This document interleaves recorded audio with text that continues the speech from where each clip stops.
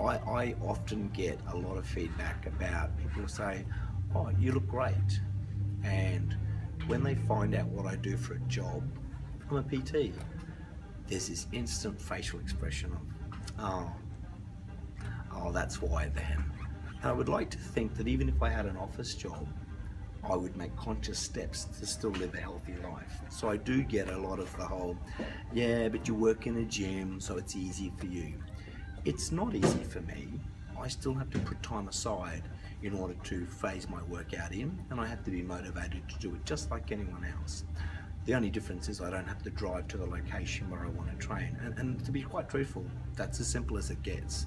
But I do get the whole, oh yeah, but you're you and I'm me and we're different and people, I would never treat myself that way.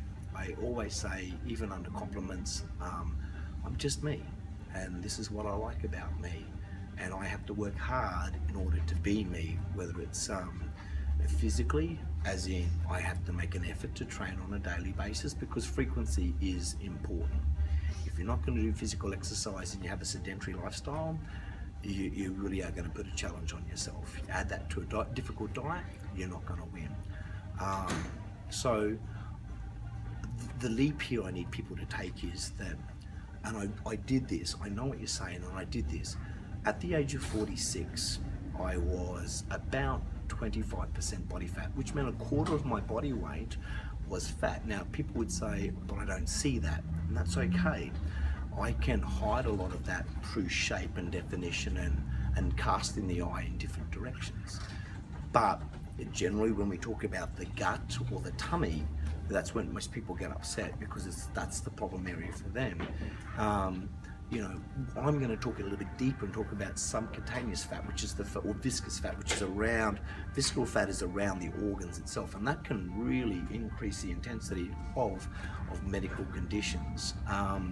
And for me, that's the big difference, is that people will go, I can't see you at 25%.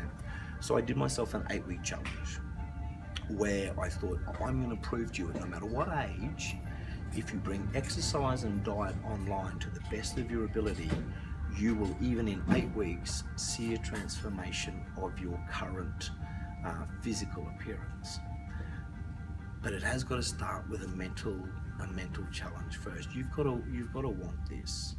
And whilst people come in, we live in a day and age where it's easy to see glamorous people, but it's also easy to lose motivation or a lack of motivation because we don't believe that we're capable. And secondly, society teaches us that there should be an easier way. So we're pumped daily about things like the wonder drug that will help you lose weight. Everyone's sitting back now and waiting for that. It's never too late because someone will invent something that I'll never have to visit the gym and I can just take this drug and bam. And there's already evident signs of that because people will take options of operations and surgery and or drugs in order to change their physical appearance.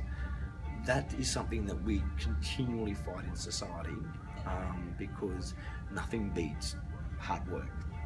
So I do very much relate to the fact that people will say, particularly to me, it's easy for you, but I will sit down and have a conversation with them saying, in what respect is it easy? I'm a dad with 2 kids that go to school, I have a job, I have a lifestyle. My lifestyle is pretty much exactly the same as yours, but I make time for my physical activity, and I'm heavily motivated to make sure that as I get older, I'm not going to face the challenges of obesity or stretch marks or unattractiveness through the gut and the tummy, not because of another person. I'm a single man and I don't transform myself in the hope of finding a partner. This helps me do the job that I'm wanting to do, and it helps my confidence levels because I can see that now I can walk down the street and meet people with the confidence in my appearance. And I think that it's like this spiral. If you don't start to transform and feel confident about who you are, you start to spiral down. And so the ear pods go in, and your face is down, and your phone's more interesting, and it's all dream, rather than let's do something about it. And so I've always extended the hand. Come on, let's do this together. But social media, which I'm not going to fight because it's inevitable that it'll become more and more present in our lives, needs to be turned around to say, hey, let's look at who you are. Let's start to love who you are, but let's aspire for physical health. Let's aspire for self-confidence. Let's aspire for friendship. You know, a lot of people talk to me about, for example, Facebook, and say, oh, I see you've got 3,000 friends. Now, I obviously don't know 3,000 people to call them all my friends, but Facebook now takes the place of meeting new people. So if I want to meet someone, how am I supposed to say hello to them? When two people can stand in an elevator together and not even acknowledge their existence. I mean, horses will even run up and say hello to another horse that they've never seen before. Animals get it right, but humans get it so wrong because they lack confidence to go, hey, how you doing? For fear of, why are you talking to me, you loser?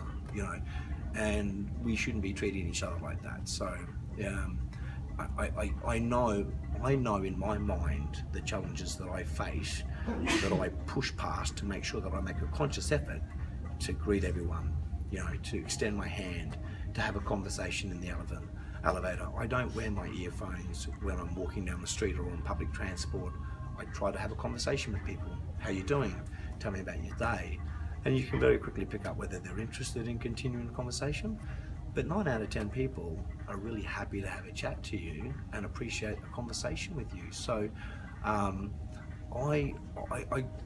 feel as though we need to make a conscious effort as a species to make sure that we don't let social media, which is a very useful tool, lead our minds in the direction of, I'm not happy with myself, my confidence is low, I'm afraid to make friendships, I'm afraid to reach out for help because I'm afraid that I'm going to get rejected or not be accepted for who I am.